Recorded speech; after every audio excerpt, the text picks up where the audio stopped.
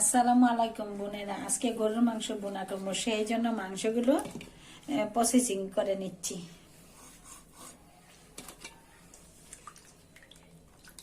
গরুর মাংস বোনা করব, তো তার জন্য আদা রসুন গুঁড়া বেটে নিচ্ছি। আর হাতের বাটা মশলা দিয়ে বোনা করলে স্বাদটা একটু বেশি হয়। তার জন্য তরতাজা মশলাটা বাইটা নিতেছি।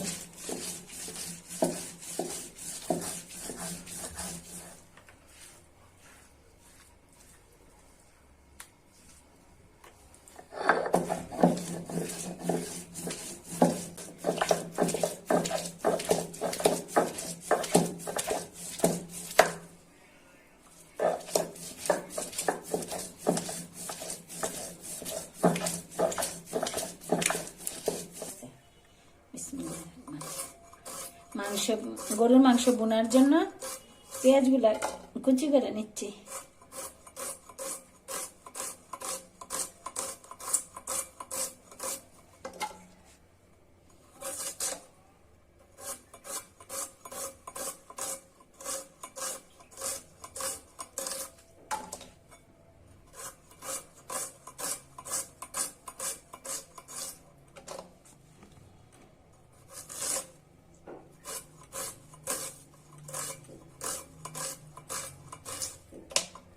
গরুর মাংসগুলো পরিষ্কার করে ধুয়ে নিয়েছি।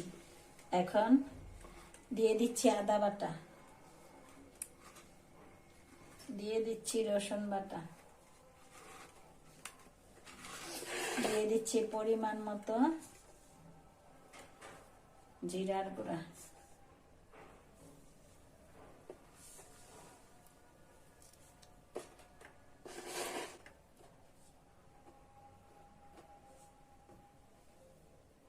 দিয়ে দিচ্ছি মরিচের গুঁড়া,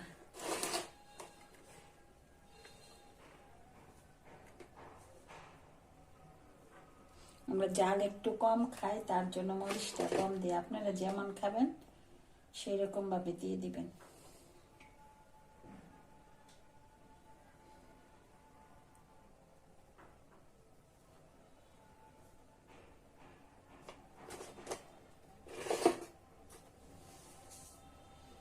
দিয়ে দিচ্ছি স্বাদ মতো লবণ।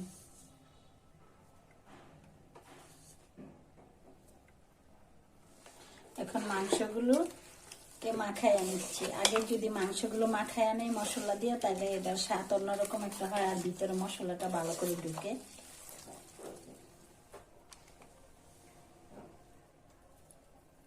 একটু সাথে তেল দিয়ে দিচ্ছি।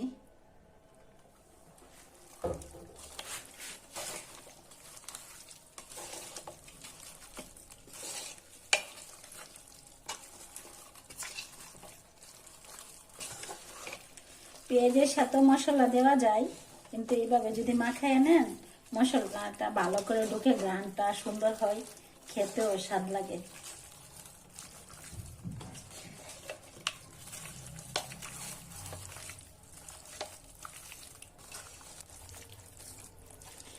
দেখেন সব মশলাটা মাখানোর পর কালারটা কত সুন্দর হয়েছে। এভাবে মাখিয়ে রান্না করলে ভালো লাগে, খেতেও ভালো লাগে, আর মশলাটা ভিতরে ঢুকে অনেক সুন্দর লাগে। কড়াইটা গরম হয়ে গেছে, এখন তেল দিয়ে দিচ্ছি।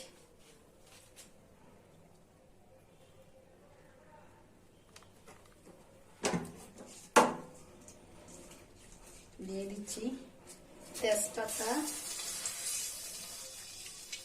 এলাচি, দারচিনি,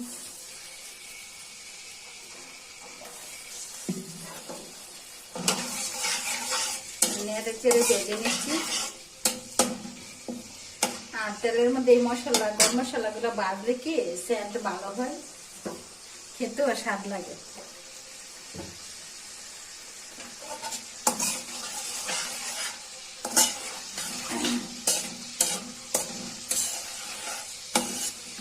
মশলাগুলো বাঁধা হয়ে গেছে, আমি পেঁয়াজগুলো দিয়ে দিচ্ছি।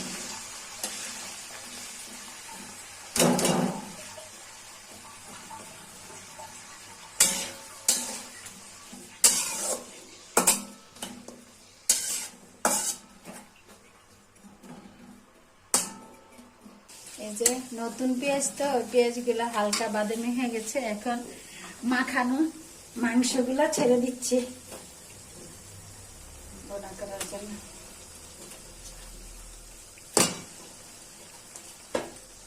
দেখেন আগে মাখানো মাংসটা মনে হয় যেন রান্না হয়ে গেছে, কালারটা কত সুন্দর।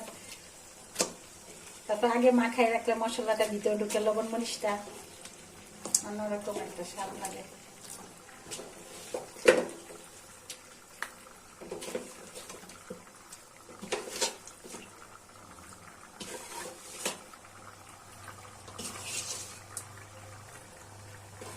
আর ভুনা করলে মাংসটাতে ঝুল দেওয়া লাগে না, মাংসগুলোর থেকে যে যেটুকু উঠে ওইটাই ইয়া হয়ে যায়, বোনা বোনা হয়ে যায়, সিদ্ধ হয়ে যায়। এখন মশলা তো আগেই মাখিয়ে রাখলাম, এখন মাংসটা ঢেকে দিচ্ছি সিদ্ধ হওয়ার জন্য। বোনেরা ঢাকনাটা খুলে দেখি, এই যে দেখেন আপনাদের রান্না শুরুতে বলেছিলাম যে চুল দেওয়া লাগবে না।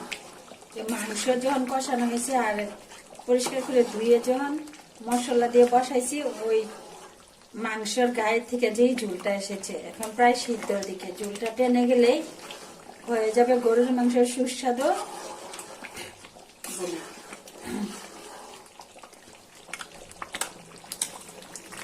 বোনেরা দেখি রান্নাটা হয়েছে কিনা, দেখি মাংসটা কিরকম হয়েছে। ও এই যে অনেক সফট হয়েছে মাংসটা।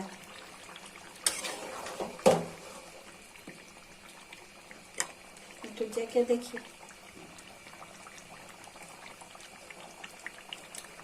অনেক টেস্ট হয়েছে, মজাদার হবে। হয়ে গেল আমার গরুর মাংসের সুস্বাদু মজাদার লাল ভুনা। বোনেরা আমার ভিডিওগুলো বেশি বেশি দেখবেন, শেয়ার করবেন।